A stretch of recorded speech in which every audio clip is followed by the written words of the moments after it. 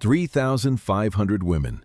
That was the number of female guards who served the Third Reich within the concentration camp system. The photographs show them laughing. They smiled for the camera, ate blueberries on terraces, and wrote long love letters to their husbands. They lived quiet, ordinary lives in the staff quarters. But once they crossed the camp perimeter, the persona shifted. They became active participants in systematic violence and murder. How did ordinary women become instruments of terror? The answer was simple. They followed orders. But the cruelty they displayed went far beyond any manual. It began in 1933. Adolf Hitler took power and dismantled the German Republic. He promised to fix the economy and end the chaos of the post-war years. His real goal was total control over every German citizen. The regime seized the schools. They took over the workplaces. They entered the homes. The state divided society by gender. Men were sent to the front lines, or the secret police. Women were told their place was the kitchen and the nursery. Their duty was to raise the next generation of soldiers. At first glance, a traditional society, but in reality, a mobilization machine. For years, the Nazi Party kept women away from the machinery of death. They believed military work was for men only. But the situation changed as the war expanded. By 1942, the German army was bleeding out. Soldiers were dying in the snow of the Soviet Union. They were fighting in the deserts of North Africa. They were garrisoned across occupied Western Europe. Every able-bodied man was needed at the front. There was no turning back. The concentration camp network grew larger every month. Thousands of new prisoners arrived by train daily. The barbed wire fences stretched for miles. The SS needed more boots on the ground to manage the crowds. The footage from the era is clear. There were not enough men left to hold the rifles. The regime had to look elsewhere for its executioners. The solution was the German woman. 1939. This was the year the SS began a massive recruitment drive for female guards. The organization responsible for the death camps needed personnel. They did not look for soldiers, they looked for volunteers through local job centers and newspaper advertisements. The applicants were ordinary citizens. They were nurses, clerks, teachers, and factory workers. Most were young, between the ages of 20 and 35. They came from small, quiet towns. Some joined for the money. The state promised a steady income and better housing, while the rest of the country struggled with wartime rations. Why did these women choose the SS? It seemed like a career move, but the reality was a transformation into killers. Others sought power. Nazi society restricted women to the home. The SS offered an escape. For the first time, these women wore uniforms and carried weapons. They gave orders. They became part of a machine. They didn't just walk into a job. They stepped into a system of total control. Events accelerated. The footage shows them in crisp gray uniforms. They stand tall. They look into the camera with pride. But this was only the beginning. Once they put on the lightning bolts of the SS, their old lives vanished. Their training began at Ravensbrück. This facility was located 50 miles north of Berlin. It opened its gates in 1939, just before the invasion of Poland. Ravensbrück was unique. It was the largest concentration camp built exclusively for women. Over 130,000 prisoners passed through its gates. The manifest included Jewish women, Polish resistance fighters, Roma families, and political dissidents. The camera records the perimeter. High concrete walls, electrified wire, and watchtowers. The sound of heavy iron gates closing is audible. The training was brutal. It stripped away empathy. The guards learned to use whips and dogs. They practiced shouting commands. They watched as prisoners were beaten for minor infractions. It wasn't just a job, it was a psychological breakdown. The ordinary nurses and teachers were gone. In their place stood the Aufseherinnen. There was no turning back. The state demanded results. The guards delivered them through violence. What started as a search for a better paycheck ended in the administration of mass murder. The ordinary became the monstrous. The camp registers grew every day. 8 years old, that was the age of the youngest prisoners. Children were arrested for speaking against the Nazis or hiding Jews in their homes. Others were simply in the wrong place at the wrong time. The The camp was a fortress of barbed wire and wooden guard towers. Inside, long wooden barracks lined the muddy ground. Prisoners slept side by side on hard wooden planks. There was no space. There was no comfort. There was barely enough food to survive. How did the guards become so cruel? It wasn't an accident. Hundreds of women arrived from across Germany and occupied territories. They came to learn the art of prisoner control. The training lasted only a few weeks, but it was long enough to strip away every shred of compassion. Recruits were told that prisoners were not human beings. They were enemies of the state. The women learned to shout orders, handle weapons, and execute punishments without a second thought. One name stood out: Dorothea Binz. She rose through the ranks with lethal speed. Binz walked through the camp rows holding a whip and a pistol. She didn't just carry them for show, she used them. The footage would have shown a woman always ready to strike. New guards watched her every move. She was their model. She taught them that violence was the only way to maintain order. Under Binz, cruelty became a daily routine. Prisoners were beaten for the smallest infractions. A missed step during the morning roll call, speaking without permission. The violence was immediate. Daily life was a struggle against exhaustion. From sunrise to sunset, the women worked. They dug trenches in frozen earth. They carried heavy stones until their backs broke. They sewed uniforms for the very army that imprisoned them. The sound of coughing filled the barracks. Many fainted from starvation. Those who could not stand were beaten or killed on the spot. A single piece of bread and a bowl of thin soup. That was the daily ration. It was barely enough to keep the heart beating. But the labor and the hunger were not the only threats. Ravensbrück became a laboratory for human suffering. Medical experiments were standard practice. Doctors forced women to test experimental drugs. They intentionally broke bones and infected the wounds with bacteria. They injected diseases directly into the bloodstream to observe the physical collapse. The guards played their part. They dragged the women into the rooms and held them down. Witnesses reported the sound of laughter from the guards while the procedures were performed. The system expanded rapidly. By 1944, Ravensbrück was the center of a network of over 30 subcamps. Each location required its own detachment of female guards. These women finished their training and moved on to other sites. They carried their methods of cruelty with them across the Third Reich. One destination stood above the rest. They were sent to Auschwitz. This was the heart of the Nazi death machine. Events accelerated.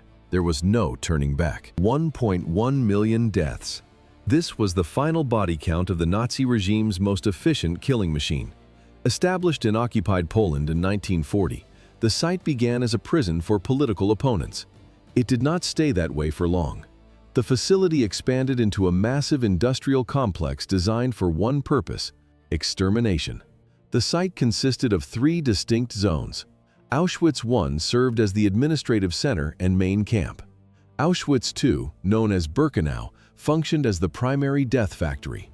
It housed the gas chambers and the massive crematoria. Auschwitz III, or Monowitz, operated as a forced labor camp. There, prisoners worked for German industrial giants until they collapsed. Why did the victims not resist? At first glance, a labor facility. But in reality, a trap with no exit. By the end of the Second World War, the toll was staggering. Over 1.1 million people were murdered. The majority were Jews. They died from Zyklon B gas, systemic starvation, untreated disease, and total physical exhaustion. But who held the whips? Most people imagine only male SS officers in these roles. The records show a different reality. Between 1942 and 1945, approximately 200 female guards served here. They were known as Aufseherinnen. They were not subordinates. They held absolute power over the female barracks and the labor details. The footage shows their appearance: gray uniforms, heavy black boots, and leather whips. Some carried pistols. Their training was specific. The SS instructors taught these women to view prisoners as biological waste. They were conditioned to strip away their own empathy. The routine was brutal. These guards supervised the selections on the train platforms. They decided who lived and who died with a single gesture. In the barracks, they shouted orders and delivered constant insults. Any sign of weakness or disobedience triggered a violent response. There was no mistake. The violence was calculated. These women used beatings, public humiliation, and the withholding of food as primary tools of control. They transformed from ordinary citizens into professional tormentors. It got worse. The system rewarded cruelty. The more aggressive a guard acted, the faster she rose through the ranks. They didn't just watch the prisoners, they hunted for reasons to punish them. Thus, the machinery of the Holocaust functioned. 1943. That year, a 19-year-old woman named Irma Grese arrived at the gates of Auschwitz. She was young, but her reputation for violence formed quickly. Grese didn't just follow orders. She carried a whip and used it on female prisoners until they lost consciousness. She kept trained dogs and set them on the starving crowds. The animals tore at the flesh of the inmates while Grese watched. On winter nights, she forced prisoners to stand naked on the frozen ground for hours. Other SS members observed her behavior. Even among killers, her cruelty was noted as extreme. Why did she act with such ferocity? It was a calculation of power. She didn't just supervise, she took pleasure in the physical destruction of others. The camera records the hierarchy of the camp. Above Grese stood Maria Mandel. She held the title of head overseer. This meant Mandel had absolute authority over every female prisoner in Auschwitz. Her word was law. Her finger was a death sentence. During morning roll calls, Mandel walked slowly between the rows of exhausted women. She looked for signs of weakness. A cough, a pale face, or a trembling hand was enough. Mandel simply pointed. Those she selected were immediately separated and marched toward the gas chambers. 500,000 women. That is the number of deaths historians attribute to Mandel's orders. But she wanted more than just execution. She wanted a performance. Mandel organized the camp orchestra. She forced prisoners to play classical instruments while their fellow inmates were led to the crematoriums. The sound of violins masked the screams. It was a psychological tool designed to break the spirit before breaking the body. At first glance, these women were mere guards, but in reality, they were active participants in a system of competition. Other names appear in the records. Therese Brandl was known for sudden outbursts of rage. She beat prisoners for the smallest mistakes in their work. Beside her was Elisabeth Volkenrath. She moved between Auschwitz and Bergen-Belsen, supervising selections and punishments at both sites. These women did not just work together, they competed. They vied for the approval of their superiors by showing who could be the most efficient or the most brutal. The footage shows the aftermath: empty barracks and piles of discarded belongings. The female guards saw the prisoners as numbers, not people. They maintained the schedule of the gas chambers with cold precision. Brutality became a routine. The system relied on their hands.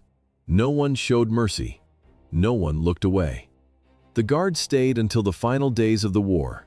Thus, the cycle of violence continued. Each day was a competition of brutality. The female guards needed to prove they were the toughest in the camp. They viewed any sign of kindness as a fatal weakness. These women didn't just guard the prisoners. They stole their food, their jewelry, and their clothing. They used starvation and psychological fear to maintain absolute control. Even a single act of mercy became a capital offense. Sharing a piece of bread could lead to an immediate execution. For the female prisoners, these guards represented pure terror. The survivors are clear on this point. Many stated they feared the women more than the men. The cruelty felt personal. The guards used insults, mockery, and torture to break the victims. They didn't just want to destroy bodies, they wanted to destroy human dignity. The camera captures the surviving documents, lists of punishments signed by female hands. In the frame, a whip and a heavy set of keys. These were the tools of their trade. But Auschwitz was only one part of the machine. The horror reached other locations. It spread to camps like Majdanek. Majdanek was located near Lublin, Poland. It was one of the most brutal sites in the entire system. Thousands of people arrived by train every week. The guards waited on the platforms. They held wooden clubs and leashes. At first glance, a labor camp, but in reality, a factory for death. The scale was massive. Gas chambers stood next to the barracks. Smoke rose from the chimneys day and night. The smell of burning chemicals filled the air for miles. There was no escaping the stench. Events accelerated. By 1943, the camp reached its peak capacity. The female guards here were known for their specific brand of sadism. They walked the rows of prisoners, looking for any sign of exhaustion. If a woman stumbled, she was removed from the line. The footage shows rows of empty shoes reaching the ceiling. The sound of heavy iron doors slamming shut is audible in the testimonies. There was no room for error. But this was only the beginning. Why did they choose this life? They weren't forced into these specific roles. Most applied for the positions because the pay was high. Power was the ultimate reward. They traded their humanity for a uniform and a salary. The story of Majdanek remains one of the darkest chapters. October 1941. The Majdanek concentration camp begins its operations. It is a factory designed for two purposes: forced labor and industrial slaughter. The facility covers 667 acres. It is surrounded by double rows of electrified barbed wire. 19 watchtowers overlook the grounds. The camp combines exhaustion with systematic extermination. The prisoners arrive. They do not rest. They immediately begin building their own barracks. They dig deep trenches in the frozen earth. They sort through massive piles of shoes, glasses, and coats taken from those already killed. The gas chambers operate with mechanical efficiency. Hundreds die in a single cycle. Outside, the crematorium chimneys work 24 hours a day. The smell of burning fat hangs over the entire district. Why did the guards participate in this? It seemed like madness, but for many, it was a profession. Among the staff, one name causes the prisoners to freeze: Hermina Braunsteiner. She is young, but her brutality is legendary. The footage from the era shows her upright, disciplined, and calm. But survivors tell a different story. They remember her dragging women across the gravel by their hair. She kicks them repeatedly until they lose consciousness. She screams at the sick and the weak until they collapse. Her nickname is the Stomping Mare. The sound of her heavy steel-tipped boots is a signal of impending death. She strikes anyone who falters during the morning roll call. She kicks those who move too slowly during the 12-hour work shifts. To Braunsteiner, the prisoners are not people. They are obstacles to be crushed. There was no mercy. It got worse. Elsa Eric is another guard at the camp. Her approach is different but equally lethal. She works with chilling, bureaucratic precision. Eric oversees the selections on the arrival platform. With a single movement of her hand, she decides who lives and who dies. She sends men, women, and infants toward the gas chambers without a word. Her face remains a mask of indifference. Eric treats mass murder as an administrative task. She monitors the lines, checks her watch, and ensures the process remains on schedule. She is completely detached from the screams around her. To her, the victims are merely numbers on a ledger. At first glance, a transit camp, but in reality, a dead end. Trains arrive from across occupied Europe. The cars are overcrowded and unventilated. People step onto the platform believing they are being relocated for work. They carry suitcases filled with their best clothes. They never leave the site alive. Both male and female guards maintain the daily cycle of terror. They keep the machinery of the camp running without a single mistake. The system functioned perfectly. Thus ended the lives of hundreds of thousands. April 15, 1945. British soldiers reached the gates of Bergen-Belsen. They expected a military camp.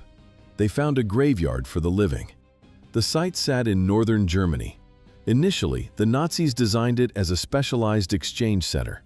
They held political prisoners there to swap for German captives abroad. But the front lines collapsed. The German army retreated. Bergen-Belsen became a dumping ground for the dying. Evacuation trains arrived daily.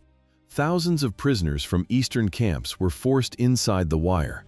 The infrastructure failed. There was no plan to feed them. There was no plan to house them. By late 1944, the facility reached a breaking point. At first glance, a camp, but in reality, a waiting room for death. The camera records the geography of the site. Massive piles of clothing, rows of wooden barracks, but between the buildings, the ground was covered in bodies. Survivors did not have the strength to stand. They crawled through the mud. Visual markers, skeletal figures sitting in the dirt, the sound of dry coughing, the smell of rotting flesh and waste. Prisoners stripped bark from trees. They tore up handfuls of grass. They ate anything to stop the hunger. But this was only the beginning. Disease moved faster than the guards. Typhus and dysentery swept through the barracks. 10,000 bodies lay unburied.